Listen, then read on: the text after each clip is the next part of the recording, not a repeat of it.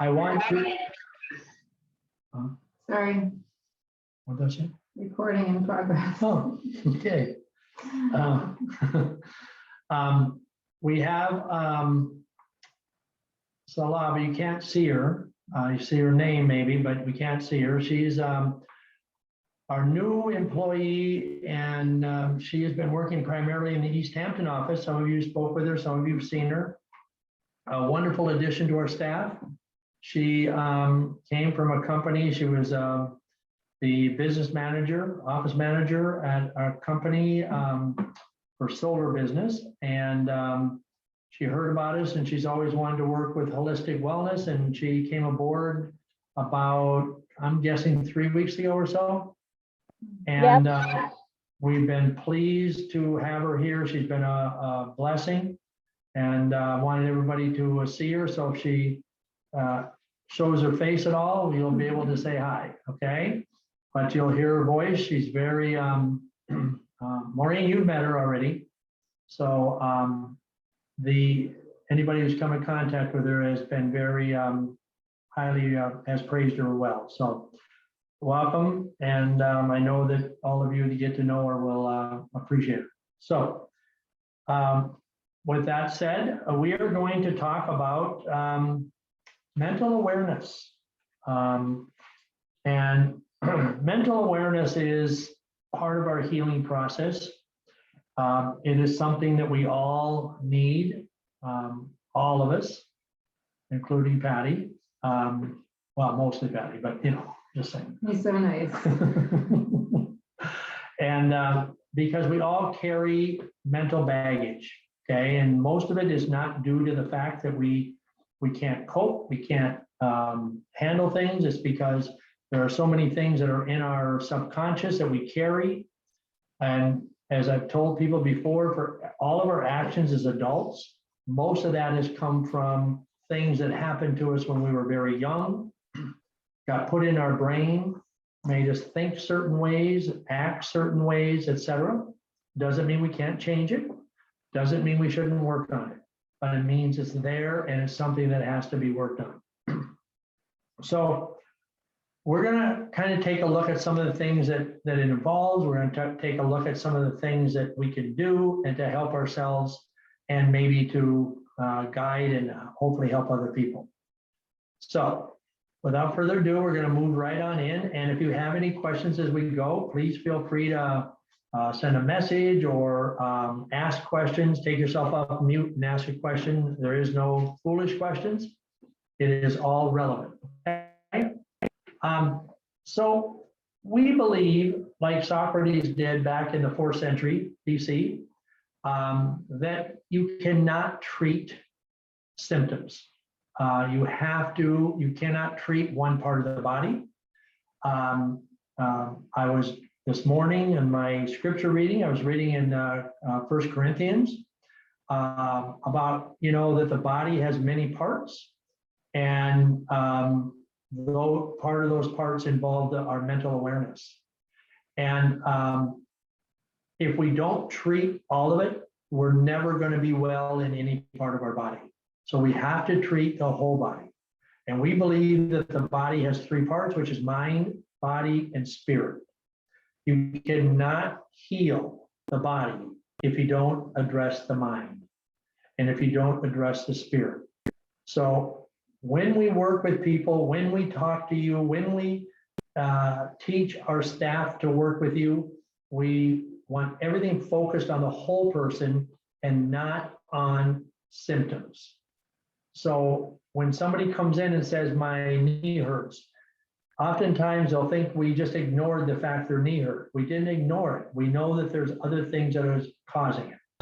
So holistic health, as the way we see it, is, as you see on your screen, physical, spiritual, social, mental, and emotional health. So let's get into some of that and talk about what that means. So thoughts equal emotions, and emotions equal actions. And I think all of us can relate to that, because we have this circle, and it's a vicious cycle. We start thinking about things, and it really affects all parts of our life, but because we're talking about health, I'll kind of zero it on there. We think about eating.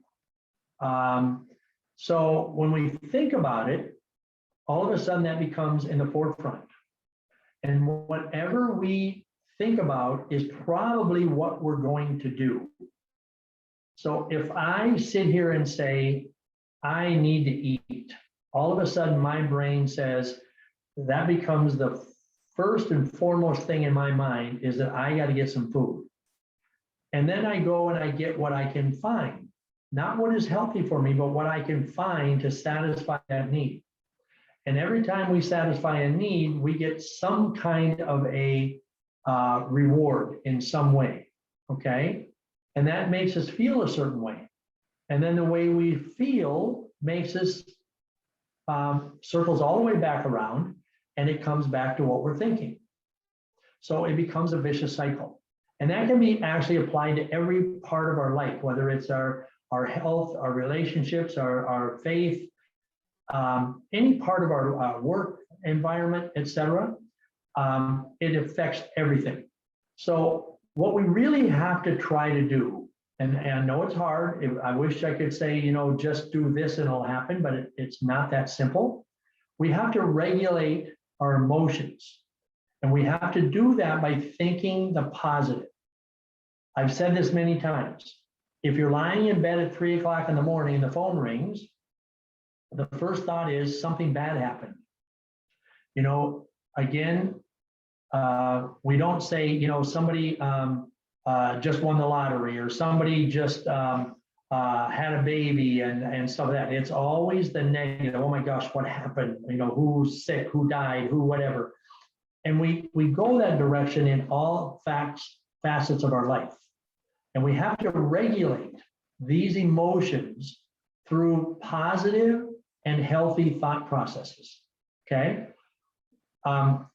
So unhealthy thoughts, what are they? And if you kind of just think about yourself, and not all of these may pertain, some of them will, maybe all of them do, maybe none. But I think we all, if we look through this list, at one time or another has thought about certain things, like everyone or everything is against me. Nothing is going to go right. And if you believe that nothing is going to go right, or everybody in your office is against you, ultimately, that's what's going to happen. Nobody cares what I have to say. And what happens is, again, we talk, or we refuse to talk, and we have good ideas. We don't say them because in our mind, we're thinking that somebody is not going to listen. Somebody doesn't care about what I say, or what I say is not smart enough, etc. Or I'm not good enough for this or that, or whether it's my job or in a relationship, whatever. I'm not good enough. We've all been there. We've all thought that, it's just not for me. I probably won't get promoted. I probably can't do that job. I can't do this. And then we go into a why try. Well, if I'm not good enough, if I know I'm not going to succeed, if I know I'm going to fail, then why in the world would I try? So we quit trying. And somebody will say, go for it. No, there's no sense. And we get into this trap where we're always thinking unhealthy. I'm always fat. I feel bloated. I feel this, I feel that. And instead of saying to yourself, you know what? I need to lose some pounds, and I'm just going to do it. Rather than looking at the negative that, I'm this way, and I'm probably always going to be this way, and I've always been this way, etc. We have to look at the positive. Nothing works. So no matter what I do, it's not going to work. I'm too old to start. I'm too old to try something, or people will look at me as being old, and why would they hire me? Why would they want to date me? Why would they want to talk to me? Whatever the case may be.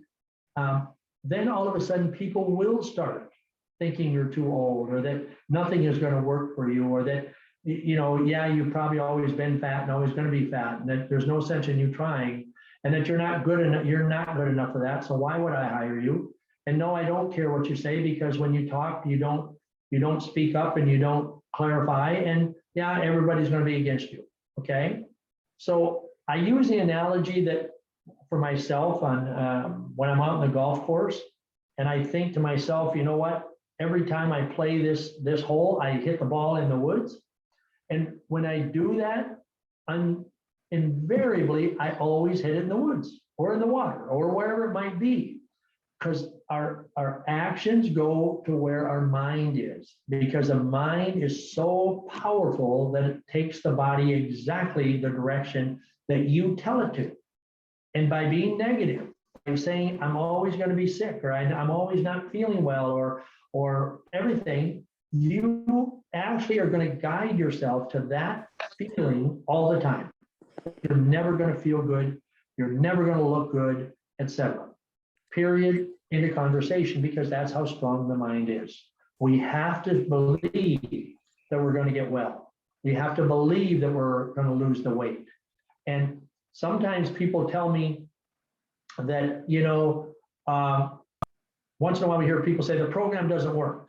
And I go, well, tell me why? Because nothing's ever worked for me. Well, of course, nothing will work if you believe it's not going to work, period. So I want everybody to think, get rid of these things that you're looking at right now on the screen and say to yourself, I am never going to say these things again. I'm going to get rid of them. And if I do say, and if it slips out because it's a habit, you apologize to yourself and say, I'm not fat. Things will work. Okay, I'm not old. People aren't against me. The only ones against me is myself, and I have to change that. So that's the kind of thinking that I want all of you to take away from that. All right? Because when we start thinking unhealthy, then it turns into emotions, which is what? Discouragement. How many of us have gotten discouraged because we thought that people didn't like us? We thought that people thought we were overweight or fat, or we thought that that people thought I'm not good enough for something. And then it can turn into anger or sadness. We can be resentful to people, or we start feeling guilty.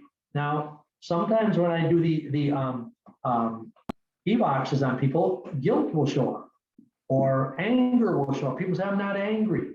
Most of the time, you're angry at yourself. Most of the time, we're guilty about the way we talk to ourselves, and we treat ourselves, and we think of ourselves. Sometimes all that stuff comes because what we do to ourselves. It leads into depression and anxiety. I mean, anxiety is just epidemic. Okay, we envy. We're envious because I don't look like the person I want to look like. Shame and hurt, fear that we're going to fail, fear that people are going to, people are going to figure out that I don't know what I'm talking about. People are going to figure out that I'm not as smart as they think I am, etc. So we get this thought in our head, and that's what creates all these unhealthy thoughts turn into the emotions. So all of a sudden now, not only are we thinking unhealthy, we're having these emotions, which what creates more unhealthy thoughts. Because obviously, over and over, if we feel that we're not good enough, it just compounds itself and just gets worse and worse day by day, week by week, month by month, year by year. Okay, so unhealthy emotions unhealthy thoughts turn into unhealthy emotions, and then unhealthy emotions turn into unhealthy behavior. So I'm depressed. Why am I going to work out? Okay, I'm going to be that couch potato. All right, I'm just going to lay around here because who cares? What difference does it make if I work? I'm not going to lose weight anyway, so what difference does it make? All right, and you know what? I want to work out with somebody, but nobody will work out with me because nobody likes me, and nobody wants to do the things, or they'll think I can't work out hard enough. So therefore, why even do anything? Why even ask anybody? So as long as I'm laying on the couch, now I'm bored. So what am I going to do? I'm going to eat the burger and the fries. I'm going to drink something that's not healthy, etc. So unhealthy behavior is a sabotage to everything that we do. Okay. And they don't serve our well-being. So we lose the effort. The more bad habits we do, the more fries we eat, the burgers we eat, and laying around we do, we lose any ability to get up and go around. Our goals we've given up totally because, I wanted to have six-pack abs, but now, I look like that potato laying there. So I have 18-pack abs, down around my belly. Then it just goes around and around. We binge eat, empty foods, no nutrients, and then we wonder why we feel bad. Well, if we feel bad, it's because all those unhealthy thoughts earlier, we're just solidifying those thoughts. Okay, we're just solidifying. Now I feel miserable, my stomach hurts, I got a headache, but it's not because of anything other than what you did and the behavior that you chose. But what we're doing is we're just emphasizing the fact that I was right in the beginning that, nothing's going to work. Nothing is going to work. I had a lady in here today, 31 years old, 53% body fat, telling me that she never eats and that she eats good when she does eat. Now, that's called denial because the unhealthy behavior has gotten so bad that that becomes the norm for her. And then when I told her that, you're going to take a lot of natural supplements and you're going to drink water, well, I don't like taking supplements. I just don't think supplements are good for me. Okay, but French fries and hamburgers must be okay. Now that's individual choice, but that individual told me that she looks in the mirror and she'll cry because of the way she looks. But on the other side of the coin, she's given up on her goals because she believes in her heart that she will never succeed, even though she wants to get well. But the want isn't strong enough to change the behavior, okay? To change the thought process. It's not strong enough. So what she'll do is she'll do all these things. She's already sabotaged anything, efforts, and her aunt brought her in here to try to help her, okay? But that's not enough because she's convinced that it will not work. She can't do it, and therefore she is going to end up the way she is. And it's really not her fault because in her mind, she eats well and doesn't eat very much. So that's how it happens when we start getting unhealthy thoughts, which turns into unhealthy emotions, and then obviously, and it's a vicious cycle. So that's all a mental well-being. So what are the solutions? Okay, and the solutions are easier said than done. Okay, first of all, and as everybody's heard me say 1,000 times, the first thing you have to do is eat well. You have to. You have to eat properly and put the right foods in your body, not using the empty calorie foods. And we have to get away from this idea that, I deserve a treat. Because deserving a treat, deserving a cheat day, a cheat meal, whatever, until you're completely healthy is just an escape to say it's okay to go back to the old way that I used to be, the way that I did before I got healthy, the feeling the way that I felt when I was sick. Okay. The next thing we have to do, exercise. Now, I don't mean you have to go out running. You don't have to go and buy a gym set. You don't have to join a gym. You just have to say, you know what? I got to get up and move. I just got to move. And when we move, we feel good. Because when we move, our heart works. We get circulation. We get blood flow. We get what we call lathered up. We kind of break into a little bit of a sweat. And that's the kind of thing. Oftentimes people tell me, I just can't, my knees hurt, this and that. I don't mean that you have to run. I don't mean that you have to sit and lift 200 pounds and bench press or anything, but you've got to move. You can't be on the couch day and night. You can't be sitting all the time. We have to have movement. And when we move, it releases endorphins in the brain. And when we release those endorphins in the brain, that starts to heal us because our brain like I said, is so powerful. When the brain starts feeling good, the rest of the body follows suit. We have to drink water. And I know most people get sick of hearing me say, drink water, more water. You get sick of the staff saying it, okay? People come to me and say, my staff says, so-and-so has a question, what should they do? Drink their water, okay? Drink more water. Somebody calls, I have a fever, I'm not feeling it, drink more water. Because water is the lifeblood of your body. And if we don't drink the water, we're never, ever going to get well. But water gives nutrition to the brain. And all that we're talking about tonight is the brain, the mental capacity. Get your sleep. Okay, now, couch potatoes normally never sleep properly. Why? Because when it's time to go to bed, they're not tired enough. Their body and their brain is not tired. We need to tire the brain in order to be able to sleep. It's not just physical stress or physical exhaustion, it's mental exhaustion. We need to use the brain so we get sleep. So the less we're on the couch, the better we're going to sleep. Control your stress. Now, I know that, again, control your stress. There's stress all over. And I don't care if it's COVID stress. I don't care if it's a news stress. I don't care if it's work, family, relationships, whatever it might be, we're going to have stress.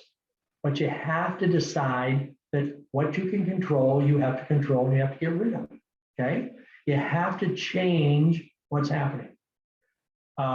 What is the definition of stupidity, okay? And basically it's just staying in the same place, doing the same thing over and over and over, because things are not going to change unless we make them change. And we have to have a mindset that says, I am going to make it change. It's not worth it for me. And then take your supplements. Why? Because it's nutrition. You have to treat the body and the brain. You have to feed it. And you have to feed it the right stuff. And you have to get that in your body every day. Another lady told me today I met with, and she said, I don't like to take supplements. I said, why? Because I forget to do them. Okay. Well, my question to her is, do you forget to go to bed? Do you forget to eat dinner? Do you forget to, take a shower? We have to build the positive things into our schedule that become habit forming.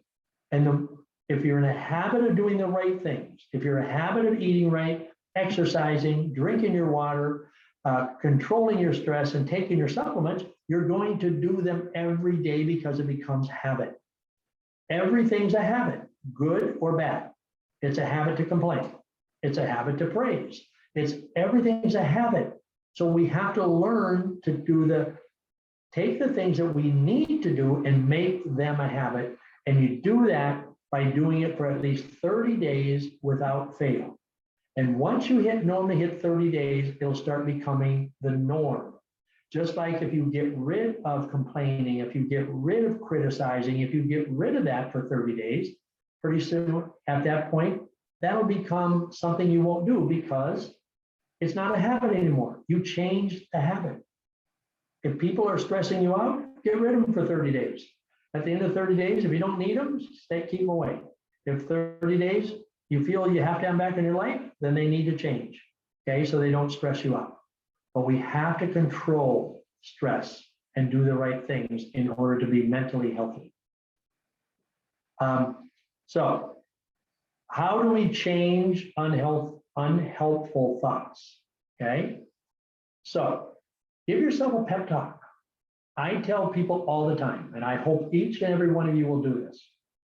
Every morning when you get up and you look at yourself in the mirror, before you brush your hair, before you brush your teeth, before you take your shower, put on your makeup, whatever it is, okay? Talk to yourself. Talk to yourself when you look at yourself in the mirror and you look the worst, all right? And tell yourself how you're going to treat yourself. Tell yourself what kind of a good day you're going to have. Tell yourself that you are going to take care of you. And it's called speaking to the man in the mirror, okay? Or you can say the person in the mirror, whatever you want to call it. Talk to yourself like you would talk to the person you love the most. okay?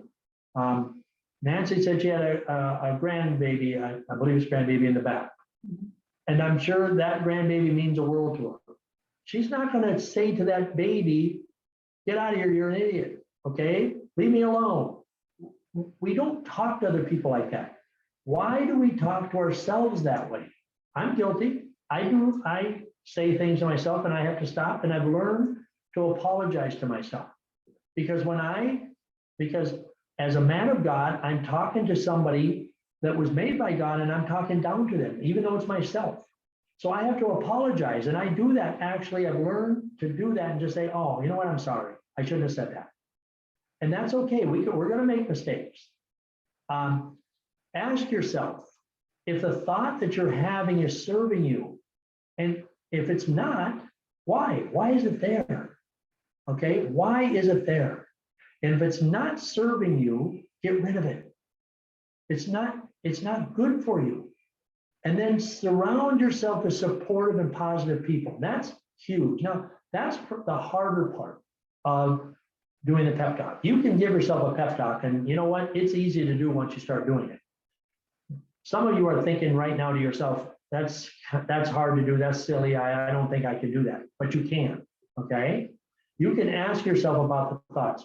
But surrounding yourself with supportive people, not everybody's positive, and not everybody's positive all the time. So sometimes that'll wane.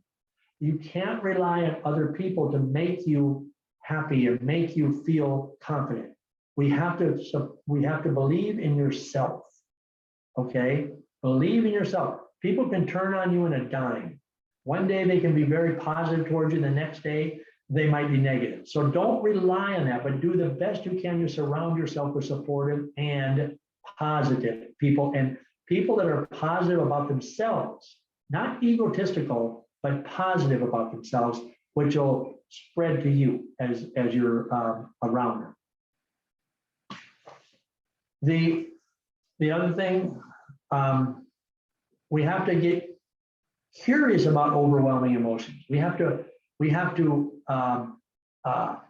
think about it. We have to be compulsive and about positivity, just like we become obsessive and compulsive about unhealthy choices. Okay, we have to become positive about breathing deep. Okay, we have to aim for regulation, not repression. We have to identify what we're feeling. We have to think about, why am I feeling this way, positive or negative? Not just negative, but positive. Because when you're thinking positive, feeling positive, think about it. Man, I feel good, and why? Why am I feeling so good now? And you might look around and find out that it's because of other people around you, the positive people. It might be because you're doing certain tasks, or that you've been exercising, or you ate really good last night, and you got up in the morning and said, man, I slept so good. Think about that. Okay, think about why that positive thing happened. So then you can aim for regulation, because if you cut out the ice cream, and you cut out the snack or the late night eating, and you sleep good and you feel really good the next morning, guess what you need to strive for? Don't eat bad at night, or anytime really, but don't eat it bad. Eat early. Man, I felt so good when I did that. So that now becomes your habit. That now becomes the norm, rather than, oh man, I feel miserable. But if you do feel miserable, think about what you did the night before as well. Okay? Think about it. Did I eat late? Did I eat something I shouldn't have? Did I have sugar? And then you say, and now I feel miserable, so therefore I need to take that away. So we have to be thinking both sides, positive and negative. We have to identify what we're feeling, and then even if we made the mistake, breathe deep and just tell yourself, you know what? You deserve better. And we're not going to do that. We're not going to abuse you that way anymore. Okay, so unhealthy choices become habits. I already mentioned that, okay? It becomes a habit. So in this thing, there's two different things, okay? So let's use example, late night eating. So, you know what? I've been kind of laying around. I don't really feel tired. It's a weekend. And I'm going to watch some late night TV. well, while I'm laying here, I'm going to treat myself to some ice cream. Well, what is the reward? The reward is, for the moment, you feel better. What is the drawback? In all probability, by eating the ice cream, it's got sugar, you're not going to be tired. If you do sleep, you're probably going to wake up, because most of us are lactose intolerant, so therefore our stomach's going to bother us, or we're going to have an upset stomach. Okay, we might wake up the next morning because we stayed up late and we really didn't sleep real well, so we're going to feel kind of groggy and sluggish, which means the next day we're not going to feel like doing much. Certainly not going to feel like going out and exercising, okay? And if we eat, well, there's a little bit of ice cream left in the freezer, so I might just finish that off. As long as I've ate it, I might as well eat it, the rest of it. So it becomes a habit. Well, then during the afternoon, because you didn't sleep well, you're going to be tired, so you're going to take a nap. And we're just going to lounge around and maybe doze off. Then the next night, guess what? We're awake. And then people say to me, well, I'm a night owl. No, you're not. That's not what people are. We're not owls, okay? We have a clock in our body that tells us what we need to do. And that clock is not about staying up all night and watching TV and then sleeping all day. It's not. And that's one reason why people that work night shift actually have a harder time getting healthy, because we are supposed to sleep at night, not be awake at night. If you use the other one, the coffee, okay, drinking coffee is behavior. People say to me, I don't drink coffee for any reason except I love it, the flavor. No, wrong. We get in the habit of drinking coffee because it gives us a reward. We feel good, gives us energy. Man, I feel good. That caffeine kicked in and I feel really good. That's why most people drink coffee in the morning to get started for the day. Well, once we reach that high, guess what? We're going to start dropping down and going down. So then we can become tired. Well, now I'm tired. It's the middle of the day, maybe mid-morning. I got work to do. I got things I got to do. So what am I going to do? I'm going to drink more coffee, because that's going to give me the reward and make me feel good. And around and around and around we go. And then we wonder why, when I give up coffee, I have this massive headache, because caffeine is addictive. I wonder why I have anxiety, because caffeine gives us that anxiety. So then we're told, drink decaf. Oh yeah, good idea, I'll drink decaf. Because now we believe that we love the taste. Nobody's gonna say, you know what, I'm drinking it because I'm addicted. People don't say that. Whether it's coffee, alcohol, drugs, we don't say that. We say it because I need the coffee, I need the energy, and the taste is wonderful, et cetera, et cetera. And that, which turns out not to be true, but becomes a behavior to try to gain a reward. What we have to say, is that reward worth it? Is it worth feeling tired in a couple hours and then having to do the same thing over and over, knowing that coffee is addictive and dehydrating my body and robbing my body of potassium and different minerals that are supposed to be in my body? Is that worth it? And if it is, so be it. But most of us will realize it's not, because it'll cause poor health, physical health. You need a sip of water there? Yeah. Give John a break. Do I have any questions yet? Okay. Time doesn't heal all wounds. Okay. It just gives them space to sink into the subconscious, where they still impact your emotions and behavior. So what that means is, a lot of the things that we've talked about is, as I said earlier, is in our subconscious. We say, why do I do this stuff? Why do I feel this way? Why do I treat myself this way? I'm old enough, I shouldn't be doing this. No, we're all kids at heart. We're all just young kids, no matter what our age is. But we have stuff in our subconscious where they are still impacting our emotions and behavior. So what we have to do is, we have to get inside of ourselves. We have to start loving ourselves, accepting what we are. Now, when I say accepting, sometimes therapists will say, well, you know what you are, love what you are, don't worry about it. If you're overweight, you're overweight. Don't worry about it. Wrong. I disagree with that. We have to constantly fix ourselves. If we have a car that's run down and breaking down, we're not going to say, well, I love that car and it's breaking down and it strands me on the road, so it's okay. We're not going to do that. We have to say, I want to love myself by taking care of myself, okay? And we have to listen to the needs of ourselves. And those needs are, take care of yourself, love yourself, and then address your attachments, the people that are attached to you, and your emotional history. Understand where you've come from. So it's just like the person who is a drinker has to understand where they came from. They have to stay away from the bars. They have to stay away from certain places. The people who have been addicted to foods, they have to stay away from certain things. Don't let people drag you back in saying it's okay. Because if you love yourself enough and you want to change those subconscious issues that we have, you have to get away from certain things so they don't become the habit and they become the not the norm. They become distant past, things that are in our past and gone. So learn how to let go and follow your intuition, meaning you know what is good for you.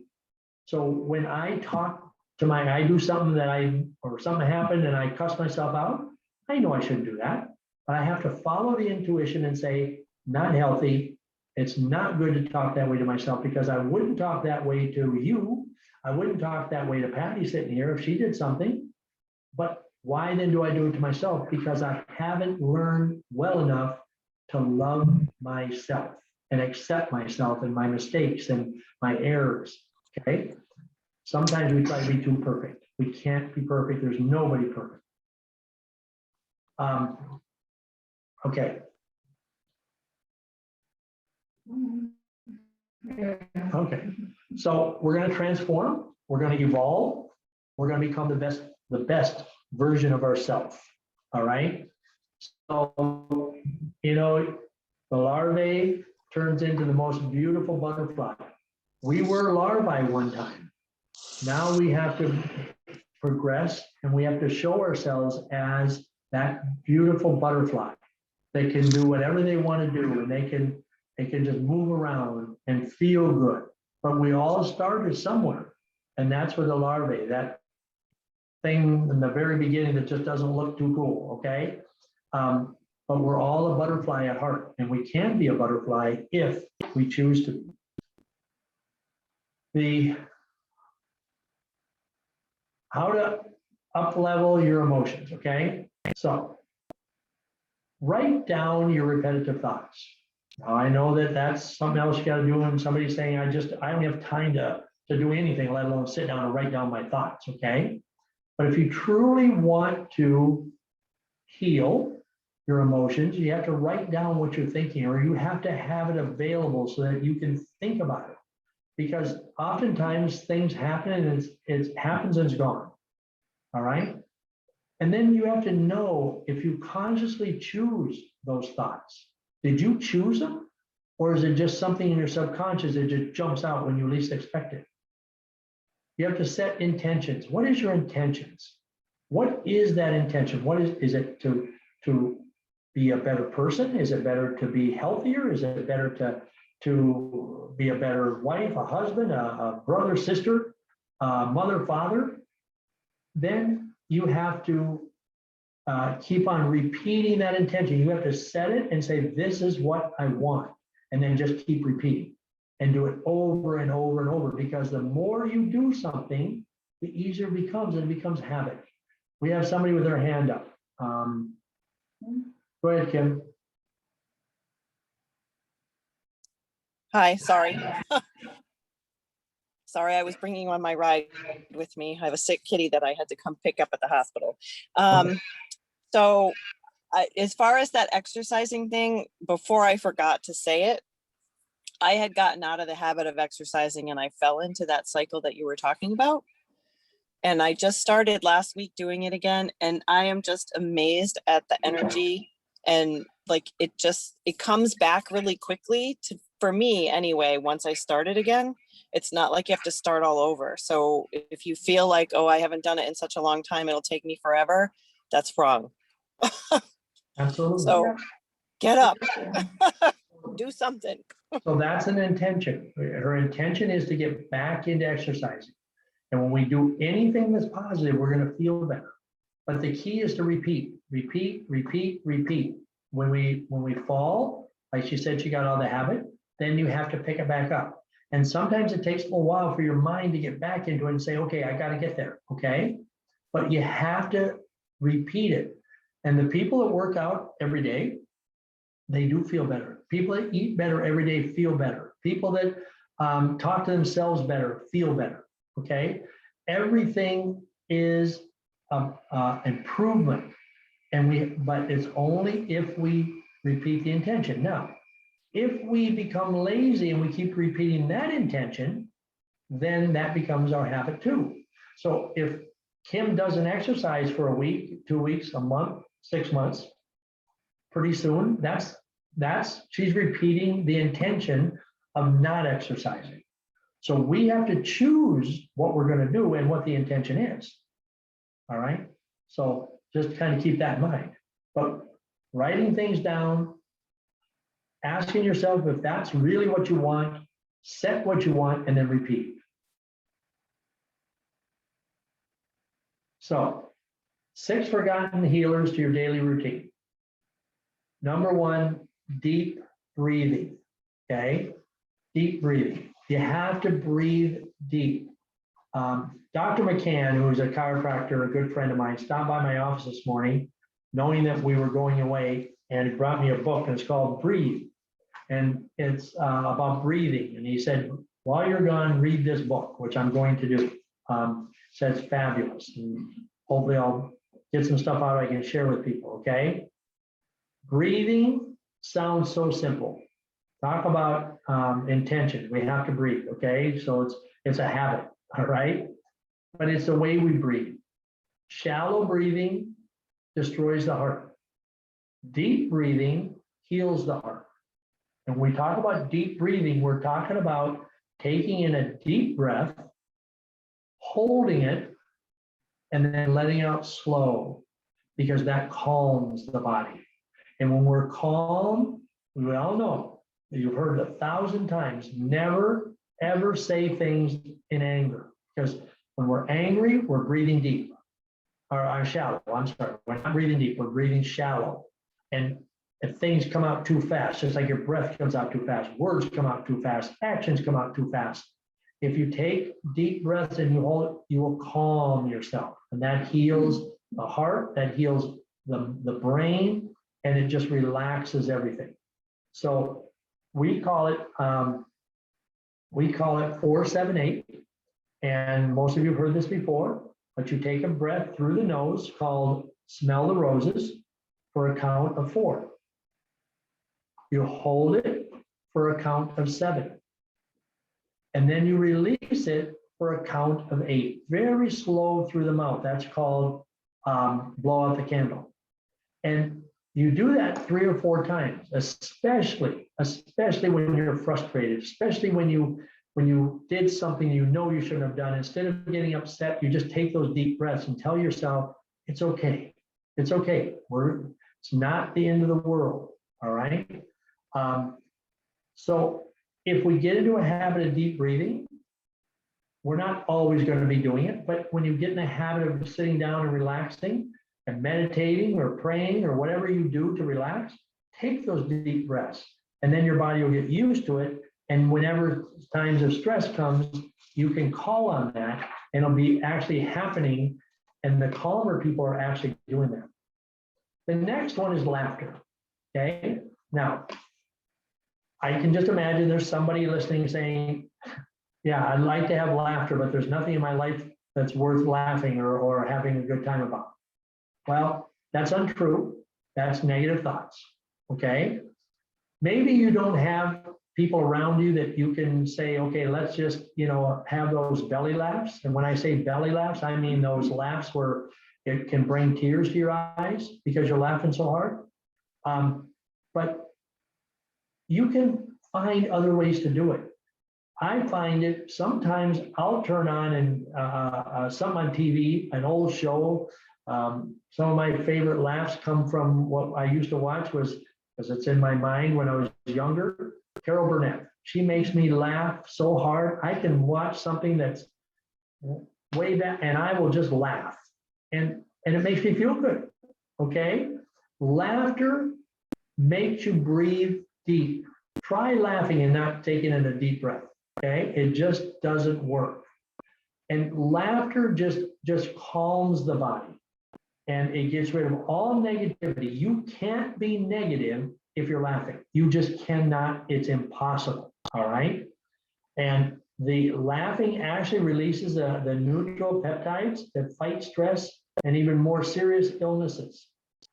People that have cancer, what people are starting to realize, get them into places where they can laugh, and because it actually helps to heal the body. And they say that the effects of laughter, just a minute of laughter, 15 seconds of laughter can improve your immune system and make you feel good for an hour. All right. And that's why it's humor has the amazing effect on the brain. If we're trying to figure out a joke, then we react with laughter.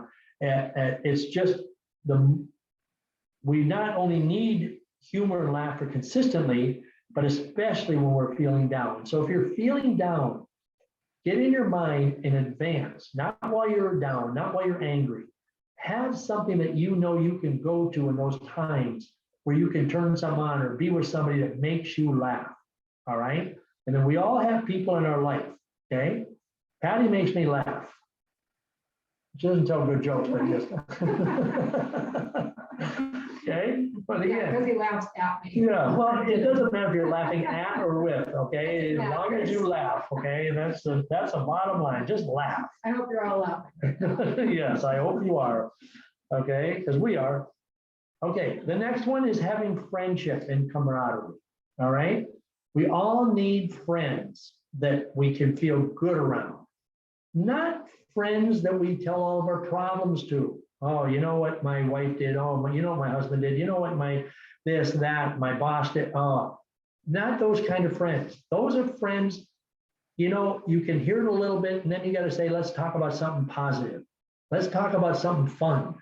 You want friends that you can laugh with and you can do things. If it's going for a walk and just enjoying the day or the sunshine or whatever it might be, you want to have that camaraderie, that fun stuff.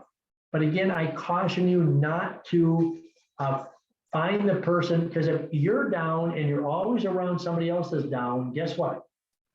You're down. You're even down more because that person you're with that's down just pushes you down and you're pushing them down. So you've got to get with people. And sometimes when we're down and we're not feeling it and people are around you laughing, it can almost feel annoying at times, but you got to understand, you've got to let yourself out of that hole. You've got to laugh. You've got to be happy, and you've got to be thinking about something other than what's bringing you down. All right. So friendship and camaraderie. Think about that. Vulnerability. Okay. Now, vulnerability kind of seems like a weird thing, you know, if you're going to get healthier. All right. But being vulnerable is basically associated with defenselessness, weakness, susceptibility. But we don't really like to be vulnerable. We like to feel like we have it all together. We want other people to think that we have it all together, that we're on top of the world, and that there's nothing that can bring us down. But that's not healthy either. You know, there's not a single person that I meet that I don't know there's some things going on with them. If it wasn't, they'd be perfect, and none of us are perfect. So we have to understand that at times we have to be vulnerable. That makes us humble. That makes us respect ourselves, to understand that we need other things. We need camaraderie and friendship. We need those things. So it's okay. But a lot of people become very, very, what's the word I'm looking for? They try to defend the defensive, okay? when things go, people are talking about certain things. Oh, not me. I would never. No, we have to be vulnerable sometimes and admit that, you know what? There are things that go on in my life that I'm not satisfied with. And it's okay for other people to know that. It's okay to admit that we made mistakes in the past and we've done things we wish we hadn't done, etc. We don't have to go into detail, but that's what life is. We've all made mistakes, and it's okay to be vulnerable. So to be vulnerable leads to good things, greater connection and camaraderie. People will understand that they can open up to you, because if somebody tells me they're perfect all the time, I'm certainly not going to use them as a sounding board for anything, because they're perfect and I know I'm not. So therefore, I don't want to hear about somebody that's completely perfect, even though I know better. It's just not going to happen. So if I'm Patty and I are friends and we can talk about things at different times about, you know, things that have happened or we wish we wouldn't have done or whatever, you feel safe, and it gives you that safe feeling. So don't be afraid to expose your vulnerability and your mistakes to the right people, that you feel that you can love and trust. Journaling and pondering. Now, journaling makes us stop and think, okay? We have to think about what we want to do. You know, if we're stuck in a loop, it can help us to understand why. If we're in a bad relationship, it can understand what's really happening that's making it a bad relationship, so that we can either change it or abandon it. And that doesn't mean a marriage always. That doesn't mean, it can be friendships, it can be work relationships, it can be many things. It doesn't have to be a marriage or somebody you're dating. It can be many, many things. But if we don't write it down and we don't ponder it and we don't think about it, then of course we're not going to understand it, because the life goes by so fast. We have a tendency to feel something and then the next minute it's gone and we kind of don't remember why. So journaling or jotting things down is very, very good, because anytime you take a note on anything, you have to go back and think about it. Okay, did I accomplish this? Did I do what I needed to do with this? Most of us kind of go through life and we just kind of let things happen, and then we put it in the past and people say, oh, don't worry about it. We say, okay, and then move on. But we don't learn that way. So by journaling and pondering, we're going to notice that thinking, reflecting becomes easier to do when we're not actually sitting down and writing, because the process will actually become just about like breathing, because you're in the flow. Your brain is wired to filter and ponder, and journal writing creates an environment that makes that happen. Okay, the sixth one is mindset and conscious language. Okay, we talked earlier about negative thoughts lead to negative results. Okay, positive thoughts lead to positive results. So we have to change the mindset, as I mentioned before. You have to get the key to change the way you're thinking. It's a slow process. You need to pick something and say, it's this area right now I want to work on. Okay, maybe it's the way you feel that you look. Maybe it's the way you feel, how quickly you're losing weight. I had a lady come in last week, I think it was, and she said, I just don't feel like I'm losing weight fast enough. And I looked at her, I said, you've been on the program 6 weeks, you've lost 33 pounds of fat. I mean, she goes, yeah, but I want to lose it faster. We have to get into the mindset that it's okay. It's, you know, the steady walker will get to the destination. Okay. And we have to understand that, and we have to get our mindset right. And we have to talk to ourselves instead of saying, I'm not losing it fast enough. Start thinking, man, I feel good. I feel better. My knees don't hurt, et cetera, et cetera. So that's the way that we need to start thinking about and having a mindset. If that lady keeps thinking she's not losing weight fast enough, pretty soon she'll quit losing, because it's a negative mindset. So we want to quit thinking about the negative things over and over. We want to be thinking about the positive things over and over. You know, my goodness, I've lost 30 some pounds of body fat. I'm 2 sizes smaller. I'm this, I'm that. And that's all positive things rather than the negative. But again, we always think of the negative first. So we need to stop listening to ourselves and we need to start talking to ourselves in a positive mode. If you listen to yourself, then the brain, because we've been taught the negativity all the time, that's what you're going to hear. You have to talk to yourself and tell yourself, just like if somebody says to me, you're fat, I'm going to say, it's not your business, number one. And number two, I'm not. And I'm taking care of myself. I'm getting healthy, et cetera, et cetera. So where do we begin on all this? Okay. You can't implement all this at once. You have to pick one thing. And if you start with breathing, do that and practice, and then go to the next one. Okay. Don't try to take all of it at once and say, I'm changing. That's just like saying, I'm going to give up all bad food all the time, period, right now. It's not going to work.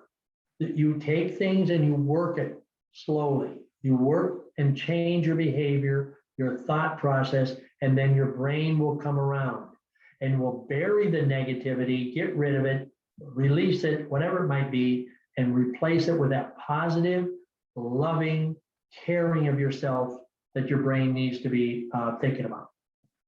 Okay? Okay. So, some things here, love yourself. Love yourself. Brighten your plate. What does brighten your plate mean, Patty? Colorful foods, mostly vegetables. Sorry.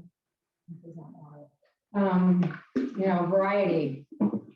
Reds, greens. Don't make it a boring white plate with potato and whatever, chicken, blah. Spice it up a little. Drink more water. Drink more water. When you start getting down, say, no, I just don't, drink more water. Start with that. Okay. Simple wellness challenges, okay, are these things. Drink more water, brighten your plate, love yourself, move more, eat more plants, create a morning routine. Okay. Get up in the morning and create that routine. Walk to the mirror and look at yourself before you even go to the bathroom, and just look at yourself and say, you know what? You look good today, and we're going to have a great day. I sure love you, and I'm going to take care of you. Then go do whatever you got to do. Start positive. You think that's corny? I'm going to tell you something. If you live with somebody, you have a child or a spouse, and you get up in the morning and say, man, you look good, and I'm going to do everything today to help you have a great day, they feel great. Why not do it to yourself? Okay? Why not do it to yourself? And if nobody's around saying those things to you, say it to yourself, because it means more coming from you, because you know you mean it. Our goal shouldn't be to be better than anyone else, but to be better than we used to be. Okay? Just be better than we used to be. Be better today than I was yesterday. Be better tomorrow than what I am today. And it's little tiny bits. But if you keep thinking that, you will be better. I love some of these. We put these in because I just think it's a good thing. And if anybody wants some of this, so you can look at them, I'm sure we in the corporate sense, or Patty, can get this to you. But it takes a level of self-love, dedication, determination. And that's the thing about being well, mentally, physically, or spiritually. It takes dedication. So you have to look within yourself. Look at every part of your life and ask yourself, am I on course? If you're not, change. Okay, there's an old thing that says, if you don't like where you're at, move. You're not a tree. All right, so we can change. So you want to know, am I growing mentally, emotionally, spiritually? And that anything that's in your way, anything that's preventing you from taking care of yourself, get rid of it. Okay, let it go. It's not worth it, because you are too important. Because without you, look at all the people around you that would suffer if you are not around. And we all have it. We all have those people that we're helping to be better. And if I don't take care of me, I can't take care of those people. Fear. Fear of what? We have so much fear in our life, okay? And all it does is it just prevents you from seeing what you really and truly want to be or go. It's terrible. Fear has invaded everything. I blame the media. I blame a lot of things, but that's me. But we got to get past that fear and that fog. You are too good to walk in a fog. Walk in the sunshine. If you don't focus on hurt, you'll continue to suffer. I'm sorry, if you focus on the hurt, you will continue to suffer. If you focus on the lesson, you'll grow. So don't look back. Whatever hurt you, let it go. Well, just look at the future, and then you're going to grow, and use those hurts as a way to learn the things that you wish you hadn't done or that you want to do better the next time. 6 ethics of life. Before you pray, believe. Before you speak, listen. Before you spend, earn. Before you write, think. Before you quit, try. And before you die, live. That's a good one. I love that one, okay? Live. Live your life and take care of yourself, because nobody else is going to do it if you won't. If you abuse yourself, you're just telling everybody else, abuse me too. Okay, so how do you feel better? Clean your space. Clean your space. And when I say space, whatever it is, it can be your room, it can be your desk, it can be your mind. Eat something healthy. Grab something healthy. Music is fabulous, okay? Music is so fabulous. Tell me that you don't listen to old music, whatever you liked when you were younger, and you just don't smile and turn it up and just enjoy. Nobody's going to tell me they don't. Light a candle, not one of my favorite things, but I don't think of doing that, but drinking a glass of water 8 times, okay? Sleep a little, get your better sleep, and breathe. Just breathe slow and enjoy that oxygen to the brain. You've all heard this. Tough times never last, but tough people do. You got to be tough. I like this one because once we stop rushing through life, we're amazed at how much more life she had time for. Okay, you know, we go through life, we worry about all the things that are going on. We worry about if we're good enough, if we're smart enough, et cetera, am I going to make it, et cetera. And then life is over or everything passes by. So live your life and take care of yourself. Success is not final. Failure is not fatal. It's a courage to continue that counts. Winston Churchill. Okay. So success is not final, no matter how good you feel. And I get people on programs that'll tell me, I feel so good. Yes, you feel so good because you were so unhealthy here. And of course, but you got more work to do. And failure, if we mess up, okay, we may have to start over at times, but it's not fatal. It's not a death sentence. It means we just have to pick up, move forward, and continue. And it's the courage to pick it up and move on that counts. We have this saying in each of our offices on the wall, Yep. in the wall check rooms. Yep. So your mind, we talked about the brain. Your mind is like a calculator, okay? So if you put the right numbers in, it's fabulous. It'll give you the answer. But if you constantly reinforce positive self-feedback, your love for yourself will grow. Similar to how a calculator can't do much on its own, but it's brilliant when you insert the correct numbers. If you insert the correct words in your brain, it will begin to truly believe these things. So keep on putting in the positive, and the negative will go away. But if you keep on pumping in the negative, the wrong numbers in the calculator, it never comes out right, okay? So you have to do that with your brain. Think of your brain as a calculator. Put in the right numbers, the positive numbers, and then good things will come your way. So this one we put in there because oftentimes we forget what we deserve, okay? We all deserve to feel good. We all deserve to love ourselves. We all deserve to be loved. And if you don't love yourself and you don't take care of yourself, nobody else will. You'll never be loved and you'll never be cared for. So start with yourself. When the negative thought enters your mind, think 3 positive ones. Okay, flip the switch. All right, or the script, flip the switch, okay? Negative enters your mind, think of 3 things that were positive. You think, oh, this is gonna be a bad day, think of 3 things that happened yesterday that were positive, and think about that. And again, this is very self-evident or self-prophecy. Your life will only change when you decide to change your life. It's up to you, good or bad, okay? That guy stands there and looks at the beauty of that canyon and the mountain. It's beautiful, it's wonderful. If he decides to run and jump off of it, it's not so good, okay? It's a choice. We all choose it, good or bad. So this one, watch your thoughts, they become your words, just like thoughts become your actions. Watch your words because they become actions. Your action become habits, your habits become your character, and your character becomes your destiny. Okay, so if we start with your thoughts, thoughts are the first thing. You have a negative thought, go back to the slide that we had earlier. Think of 3 positives, get rid of the negative because that will become your words. So if you stop it right there at the beginning, you don't have to worry about the destiny and if that comes out right or wrong. So you're the only one responsible for your emotional reactions, just you. Anything that anyone else says or does is irrelevant.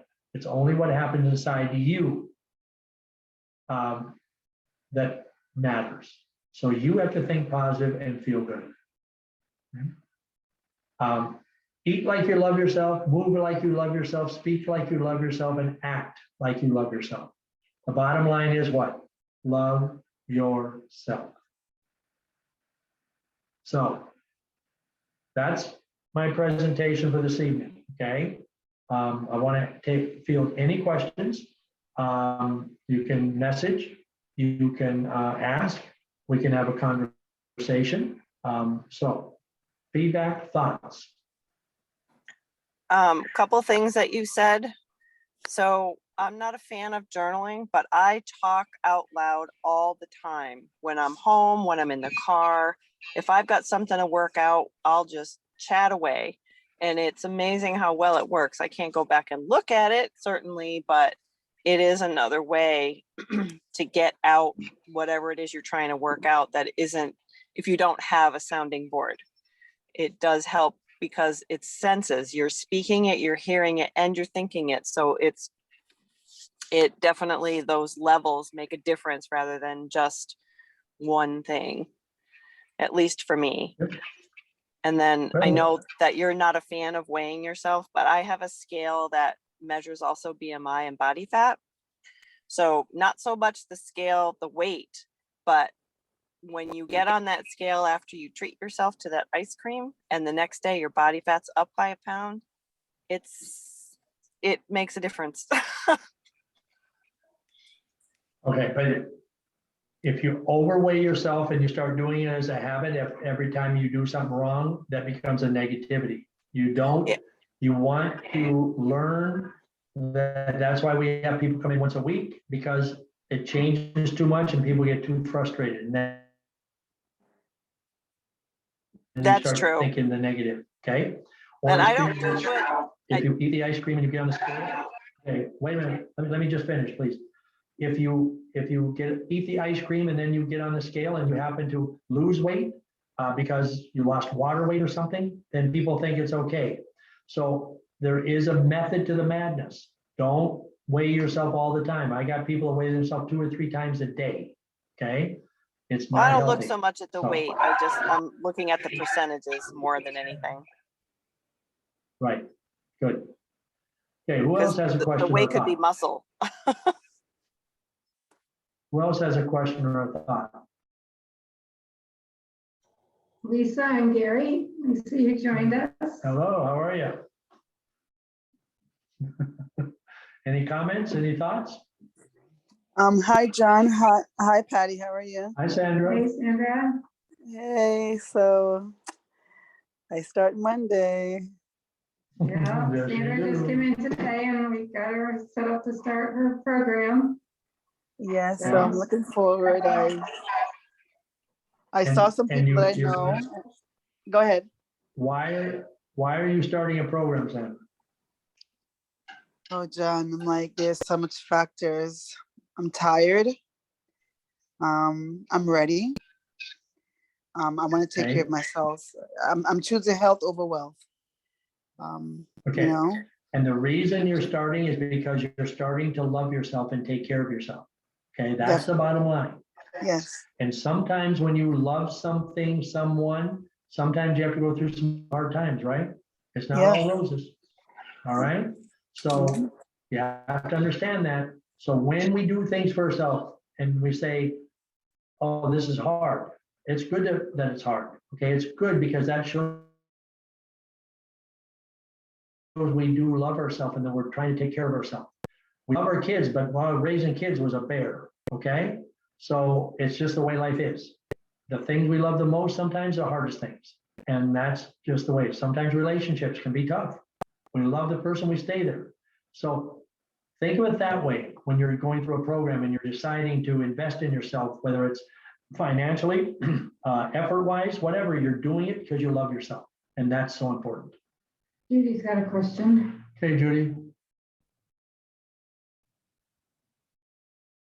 Judy, you there? Judith?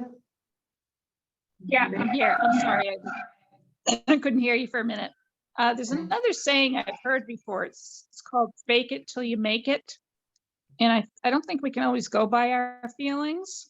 I know like even some of the great saints had what they call the dark night of the soul. Mother Teresa experienced that.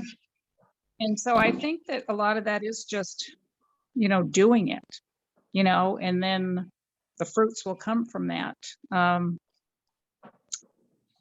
Practicing, whether it's just consciously thinking a good thought or doing it for the love of God, whatever you're doing it for, I think that is part of the human condition, to feel that way sometimes, because some people, we don't realize what they're going through, even though they're doing great deeds, they're doing wonderful things, but it doesn't mean interiorly that they're experiencing a lot of consolation. So I think for that saying, in that the spiritual part of it too, Well, for love of God. if you go with scripture, loving yourself is loving your creator. So that's what it's all about. Okay. That's So you Yep. can't love your creator if you don't take care of who made you and who put you here. So that's the way I look at it. All right. So now fake it until you make it. That can go either way. Okay. Sometimes people fake things that aren't real. Okay. So it's good in some ways, it's not so good in other ways. There are a lot of people that fake that they don't have problems and they want people to believe, and we call that on stage. People become great actors or actresses because they want people to believe that their life is just perfect, and nobody has a perfect life. Nobody. All right. We are all flawed. We all have things going on in our life that we would prefer that didn't, but it is what it is. So again, it comes right down to loving yourself and take care of yourself. Right. Who else has a question?